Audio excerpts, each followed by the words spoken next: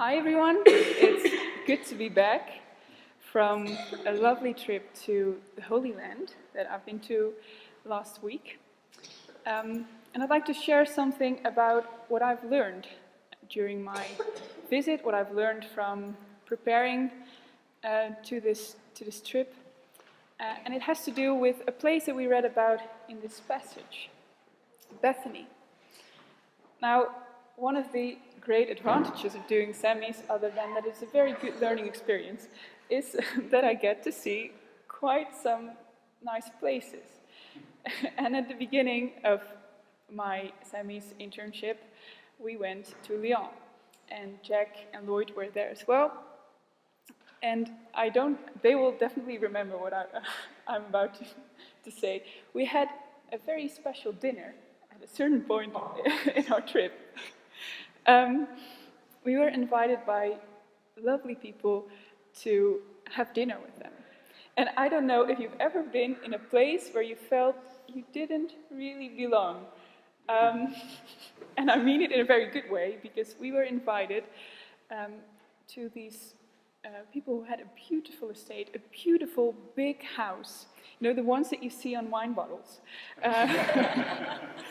And we were there, and I don't know about you, but we don't start our dinner at home with a glass of champagne. We did there. And my mom usually just come and, take the pan and put it on the table. But this time, there were people who were paid for it, came with the courses, not just one, but several, in this beautiful old, fantastic building. Now, in the passage that we've just read, we also read about a meal. And there's also a visitor that we don't really expect to be there. This Sunday is about Christ the King, and we find Christ the King in a very, very weird place for a king. First of all, this passage tells us that it is in Bethany where we find Jesus. Now, when Jesus was in Jerusalem and ended his ministry in Jerusalem, he would stay at Bethany. That was the place where he chose to make his home when he was in Jerusalem. And when you know a bit about what Bethany is, that is quite remarkable. We don't find any notion of Bethany in the Old Testament, but I think the first notion we find of Bethany is in what is called the Qumran texts. In 1947, a young shepherd called Muhammad found quite by accident this treasure of manuscripts in caves near the Dead Sea. I was lucky enough, as a geeky theologian, to visit it last week. I was really enthusiastic, but I won't tell you any more than this because I think it will bore you. But one of these manuscripts found there has a very interesting instruction to this group of Jews that lived in Qumran. And it says something like this: you are to build 3 villages, 1,000 stadia east of Jerusalem, for the care of the sick and the lepers. Now, 1,000 stadia is about 2 miles. 2 miles east of Jerusalem is where we find Bethany. Another interesting thing about Bethany is its name. When you know a bit of Hebrew, you know it means house of the poor. Beth meaning house, Ani meaning poor. So putting this together, and putting together what we read about in this Gospel's reading about Simon, who is a leper, we also know from the New Testament that Lazarus, who was sick, lived in Bethany. And it is thought that Martha and Mary, that may sound familiar to most of us since this is St. Martha and St. Mary's, were carers of the sick and the poor in Bethany. And this is where we find Jesus the King. But more specifically, we find him in the house of Simon, who is a leper. Now, when you were a leper in the ancient world, it meant as much as you were a living dead man. You were seen as disgusted, as worth nothing. You were seen as spiritually unclean, physically unclean, and you were excluded from your community. But as a Jew, something even worse than that, more devastating than that, you were excluded from the temple. And the temple is that place where heaven meets earth. It is that place where God himself is present. It is the place of reconciliation through sacrifice. And so for a Jew to be excluded from what is at the very heart of your religion is truly like being a dead man walking. But still, this is where we find Jesus. Although this man is to be avoided at all costs by his fellow social peers, this is where we find Christ the King.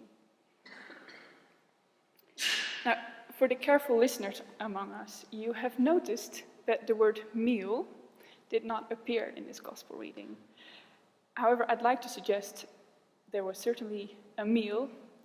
The word reclining or lying in the ancient world, in the context of a house, would mean as much as having a meal, since people in the ancient world lie down to have a meal. So there was most probably a meal going on. But meals themselves had a social implication. Because if you didn't have a meal in your household with your family, you'd never have a meal with someone who had a status lower than yourself. You'd only have a meal with your social peers, with those equal to you. Now, again, in the context of where Jesus is, a place full of sick and lepers, and seeing that in the house of a leper himself, Jesus is saying as much as, I don't care being associated with someone who is disgusting. I am not afraid to be seen as equal to someone that people avoid. I want to become like them. And as we look forward to Christmas, that is what his whole life and ministry was about. Jesus did not become a king like we would expect a king to come.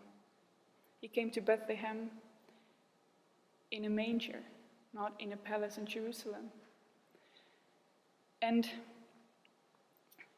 amidst all of that, there is this woman. And she does something strange. She has this expensive jar of oil, breaks it, and anoints Jesus. Now, the very strong emotional reaction of the disciples suggests that this was not something she was expected to do. This was not the expected behavior.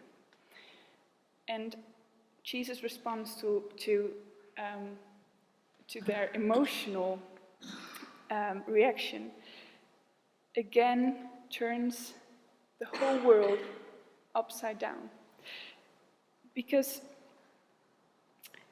in the ancient world, the most important value, the most important thing was honor and shame. And men were to be associated with honor, whereas women were associated with shame. But she chooses to engage in an act of honor, honoring Jesus with all that she has. So it's kind of logical that the disciples react so strongly, because she is not supposed to be associated with anything honorable. And Jesus sort of makes a step even on top of that by saying, and Gijs, you will thank me for this, for using this word, it is kalos what you are doing. It is translated in today's reading as good, but it can be translated as beautiful or praiseworthy. So Jesus is actually honoring this woman, giving her honor, something that is completely weird in that context. A man should not ascribe honor in a public setting to a woman, but he does it. He gives this woman a place. And he goes even further, because he says, she has prepared my body for burial. Saying, acknowledging, this woman has understood more of who I am, more of what I am about to do, than any of these disciples, or than the learned in Jerusalem who are plotting the death of God himself. By this act of prophecy, Jesus acknowledging that, this woman is given a place. But still the question remains, why do we find Christ the King in a place like this? Why do we find God incarnate among people who are to be avoided?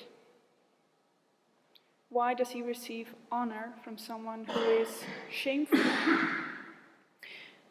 It is because Jesus is a God of all people, so including the sick, the poor, and the lowly.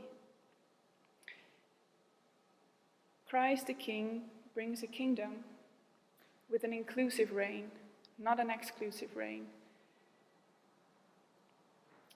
And in this kingdom, the rules of this world are turned upside down. Where Bethany should be a place of shame and of unclean people, excluded people, Jesus, by being God, brings his presence from the temple to Bethany, and so Bethany becomes the temple. He brings his presence to the house of someone who is excluded from the temple, making the house of Simon a temple. He honors the ashamed, he loves the unloved, and he includes the excluded. And so we find this contrast between Bethany and Jerusalem. Bethany now becomes a place of significance because of Jesus' inclusion, whereas Jerusalem symbolizes exclusion.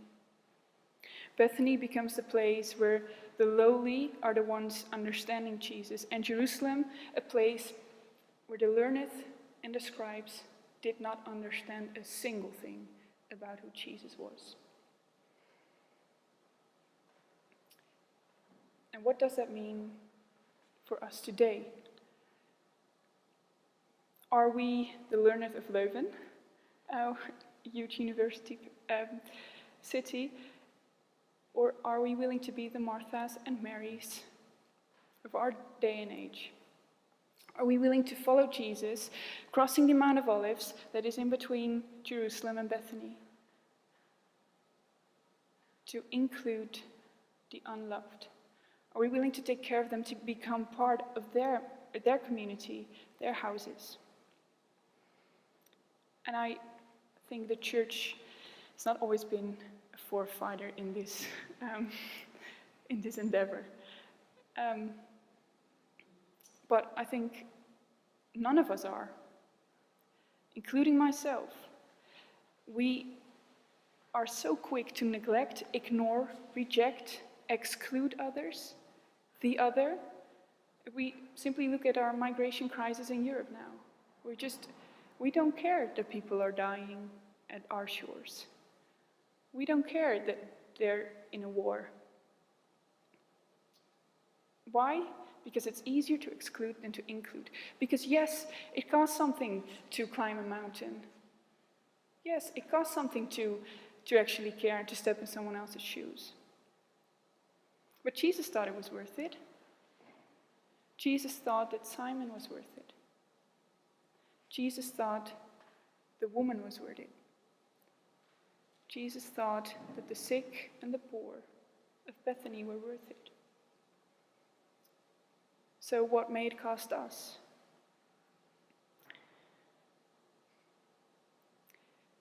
This sounds like a very good Christian message, and I'm very aware of that. But I'm also aware that some of you may think, so very, very beautiful this, but I cannot go to Bethany.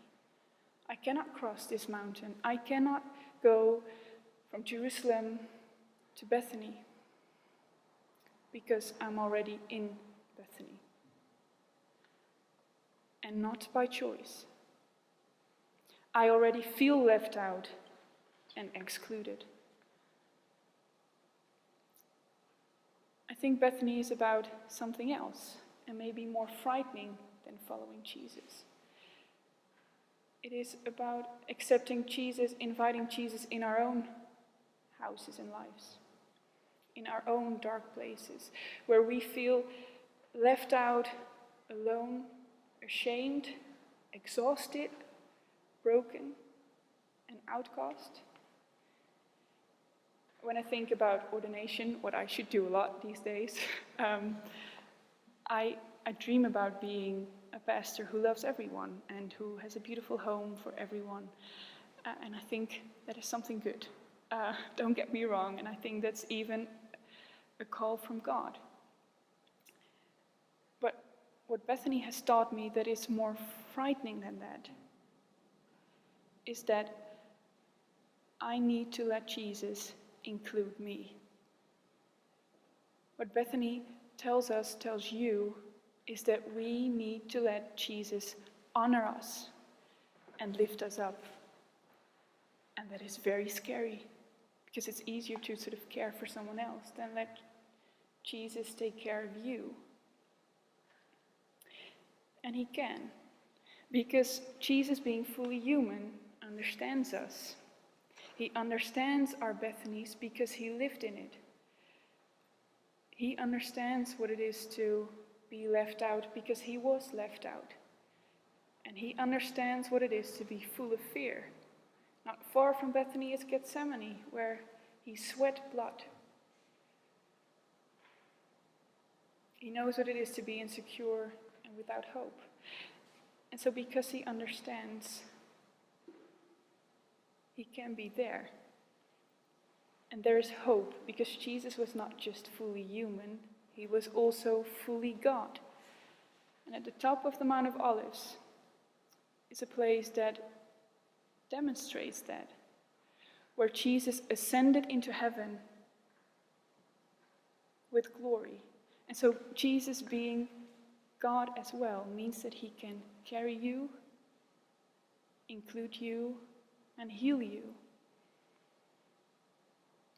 And if we let Jesus heal us, if we let him be part of our lives, include us, lift us up, then we can actually step out with him into the Bethany of our time. The question is, do we dare to let Jesus include us and heal us, so that we can truly become the Marthas and Marys of Bethany? Are we the scribes and the learned of Leuven, or are we the Marthas and Marys of Bethany? Amen.